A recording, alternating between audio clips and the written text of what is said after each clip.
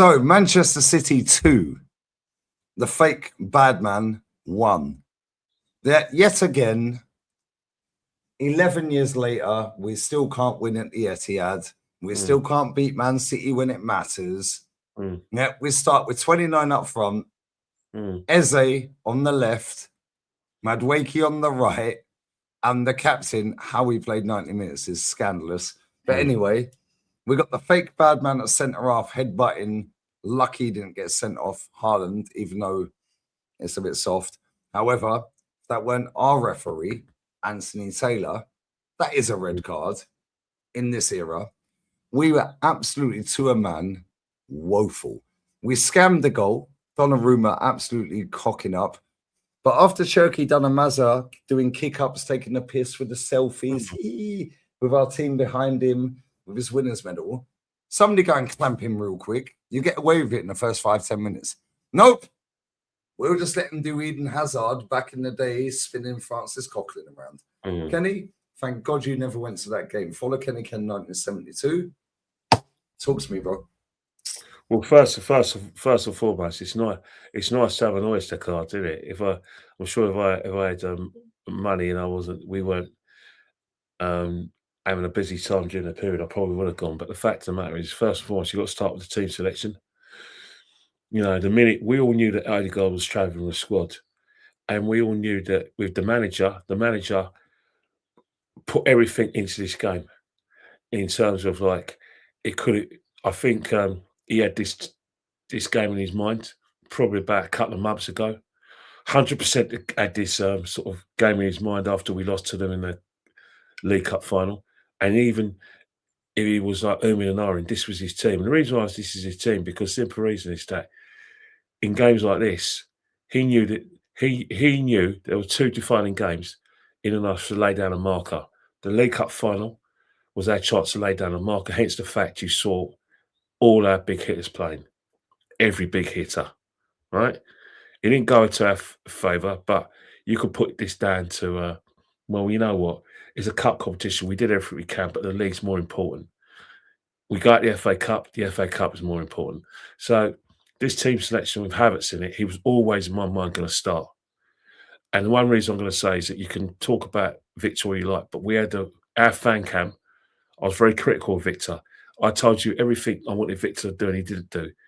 There's times when you can blame the manager for lack of service, style of play, introduction to games, removal from games. But when a striker can't hold the ball up and can't win his duels, you can't blame the manager for that. And even when he did come on, he didn't win any duels. But that's by the by. Havertz was always going to start that game because of the circle of trust. Odegaard was always going to be brought back for this game because of the circle of trust. Declan Rice, who's on one leg, the circle of trust. Raya, the circle of trust. The two back fours, the circle of trust. The only member of that circle of trust who wasn't playing was Saka because he can't play. If Saka was playing as he would have played. It was all about his circle of trust because he's got people he trusts. And guess what? To be honest, they gave him everything he wanted. They pressed from the front. You know, they obeyed his instructions. As you said, they scammed an equaliser because Donnarumma just decided to have a Benny Hill moment. You know, but when it got to a situation, his game plan was always to see if we can get a set piece, to see if we can get a goal for a mistake, see if we can get one counter attack, because he knew with Odegaard on the side, with Eze on the side, we're going to create at least something, and that Kai Havertz are going to have at least one chance. That's the game plan, and that's how he looked at it. He didn't factor in that Man City, by doing that, and by overpressing Man City, that when they did get out of the press and get out of those little traps we tried to set them, they had an acre of space. You have to look at the second goal. The way Donnarumma picked the ball up, went to threw the ball to O'Reilly, and it was a case where O'Reilly had ace of space. He had enough time to make decisions. And then when he does make decisions, he knows that his mate Doku's going to be there. Martin Odegaard trying to help at defence. He misses that clearance when the cross goes in. If he doesn't clear that, if he clears that, Haaland doesn't get that chance. So what's happened? He misses his clearance. Gabriel Magalhaes is expecting Ireland to, not get that shot because he's expecting his captain to, clear the ball. He doesn't clear the ball. He's on his toes. Haaland's already sharp and ready to go. No chance. Some guy even had the laughable suggestion that Gabriel Magalhaes was being held by Haaland. Load of rubbish. The first goal is even more comic. Eza not marking his man. Shirky knows when he gets the ball because of his quick feet. He knows if any Arsenal player dares put a foot out, he's going down penalty. So he's won that battle. He's got enough time, despite the fact that there's bodies in the box. No one's allowed to make a tackle. We score. But even then, you can't fault our attitude. But it shouldn't have to. We shouldn't be in this position, Lee. As I said before, in January we had opportunity to go at least 11 points. We drew against Liverpool. And then we had the Man United game. A week before the Man United game, Man United had already beaten what we now know as their closest rivals at Old Trafford. We had an opportunity to beat Man United. What they do? They came and played football at the Emirates and smashed us. They smashed us. They smashed us. And then after that, it was a case where we were shit ass in our way to a few results going our way. And then Wolves at home and Wolves away, Brentford away. The Chooks are all cut and loose. But by that time, we're getting another window where Man City drew against West Ham. Before that, they drew against Nottingham Forest. Those two games, we shit housed their way to win at the Amex Stadium. Everton game, which was one of the biggest myths ever. The way we were lording up, like I said, the Swede, we're loading up the 16-year-olds. Had we not beaten Everton, and thank God we beat Everton, it'll be a different podcast. It'll be a different fan camp. We never learn our lessons. And then, as we all predicted, the League Cup final was going to be a shootout. And we all knew that if we lost that game, we're going to be in a situation where we're going to be in a situation where Man City are going to get those snookers. They should never be in a position. Now, under normal circumstances, you say, yeah, unlucky. Yeah, we had a few chances. Yeah, we showed a bit of fire. Yeah, I'm proud of my team. It doesn't matter, mate. It doesn't matter. You didn't win. So if I wanted to be Shirley, I could say we could look at it two ways. We could take some out of this performance, go to the game against Newcastle and say, right, at least we know we've got a bit of fight in us. Or we could be pessimistic and be truthful and say that's four defeats in 6 games. Every domestic team we played, with the exception of Lisboa, we've lost. We lost against City, lost against Southampton, lost against Bournemouth, lost against Man City. In all those defeats, we've only scored we scored 3 goals, right? When was the last time we scored 3 goals in a single football match, with the exception of Tottenham? Tell me.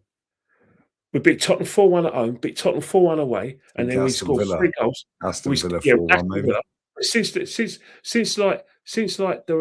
Since Wolves game, we've only scored more than 3 goals once, and that was against a team that is fighting relegation, our rivals. Since then, we've struggled to score. So when you do get those chances, when you do get those gifts, that is what's hurting us in the title. Our inability to score. Yeah, we did all the basics, but the fact is that because our defence is not this infallible entity that we thought it was. This defence creaks. This defence gives chances away. This defence is not as strong as we thought it was. Saliba and Gabriel can be got at. They can be roughed up. Our fullbacks can be run. You know what I mean? They can be overlapped.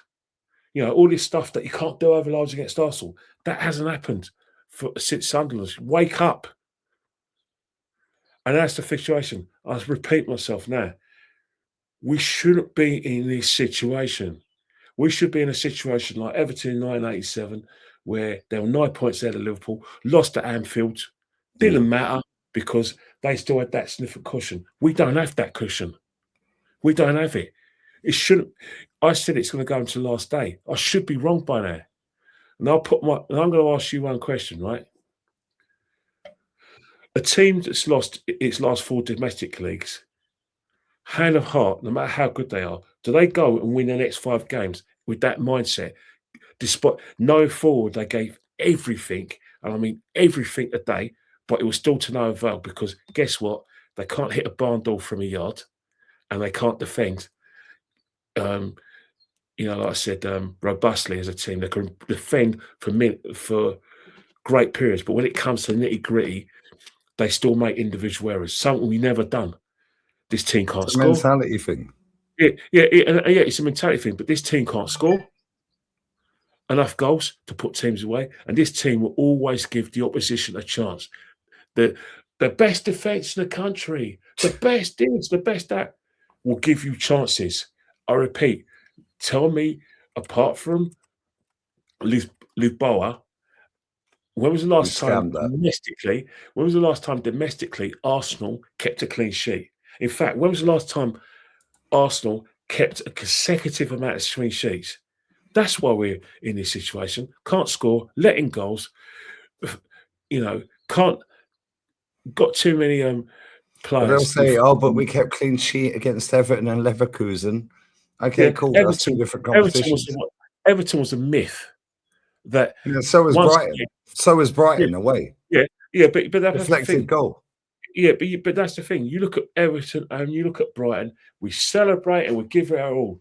Only time you celebrate and start hugging each other is when Martin Odegaard gets on that platform, gets a league given by the Premiership CEO and its sponsor, and said, "Here you go." That's when we celebrate. Before then, we got no business celebrating anything.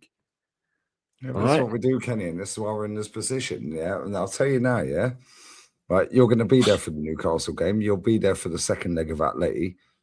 Yeah. I'm going to be there. In fact, Fulham at home. Fulham's at home as well, isn't it? Lee, every game from Newcastle, I'm going to every Arsenal game to the end of the season from Saturday. I'm going to every away game. I'm going to all the home games. Yeah, Fulham, West Ham, Crystal Palace. And I'm going to the Atletico game. I'm at every game. If we get to the final, I'll have to negotiate and see if I can get a ticket. If I don't, I'll watch it at home. But I'm going to every game that in this country. Do you actually believe we can win this league? No. And the reason why I don't believe we'll win the league because I don't believe that we're gonna win every game. Now people say, there's going to be a lot of rallying cries. If you don't believe it, then give your ticket to someone else. No, it's not about that. You can't just say, "Oh yeah, let's all show some passion and if bring the fire, guys, we'll win." What's that? Bring the passion fire. Doesn't give you quality. Passion don't give you quality, Lee. And this thing, just support the lads. Well, you ain't done that all season, no? Yeah, but there's nothing wrong with it. We can do what Everton did at the Dickinson Hill Stadium, right? They had a tifo. They had 62,000 fans, 3,000 Liverpool fans, 59,000 Evertonians. They showed a lot of passion. Their players played with heart. They're still bloody lost because they haven't got enough quality. Thanks. And this is the thing, yeah. You get found out eventually, and this is this team, yeah. Right. Again, Norgard held bench. Where it's starting 11. When I see that starting 11, I went to the beach. I then went to the bar down the road. I watched the Liverpool game, and they had the split screens of the other games. Morgan Gibbs' white hat trick, and so on and so forth. Yeah, Aston Villa 3-1, 3-3, 4-3 Villa. Now I was seeing all the goals going in, and I was like, see the starting 11. I was like, it's getting in the way of my social life, mate. Yeah, and I knew we'd fuck around and find out today, Kenny. And I don't think there was any Arsenal fan. Yeah, and there was quite a lot of them that went up to Manchester today to the Etihad, and fair play to them. It's a long trip. They're probably still travelling back as we speak on this fan cam, yeah? I don't think even the most ardent Arsenal fan thought we were going to win that game today when they see the starting level. Yeah, but the trouble is... Maybe a draw at best. Yeah, but those ardent Arsenal fans... And we're 6 years deep with this, £1 billion spent, and maybe a draw at best. Come on, Kenny.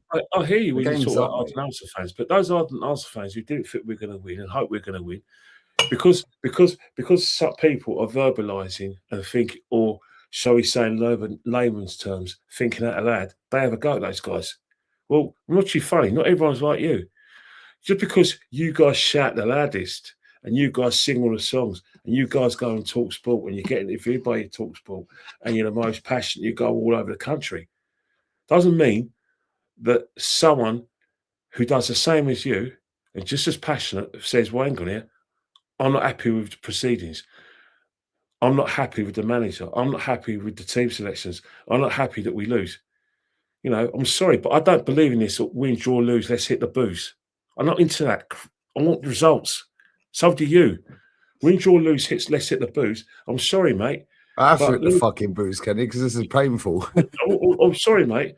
But I'm not going on a sort of rugby tour with No, it's true. It's true. It's rugby true what tour you're to saying. bloody It's true what you're saying. France or Belgium. I'm an Arsenal fan and want We success. must believe, though, Kenny. Kenny, yeah, we have Newcastle and Atleti next. Before, in fact, in the next 10 days, we have both of them. Do you think we'll win both of them games? Well, Newcastle lost yesterday to Bournemouth. Newcastle can't win by a win. Newcastle play well for the first half an hour, and then they fall out. Newcastle can't defend, and they can't score. Bit like us. Funny that, isn't it? So that's 0-0 draw written or 1-1 draw written all over it. So, what about Atleti away? Do you think we do Atleti?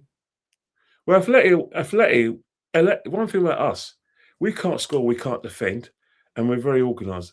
Atleti, like PSG, got a bit of a. We gave PSG.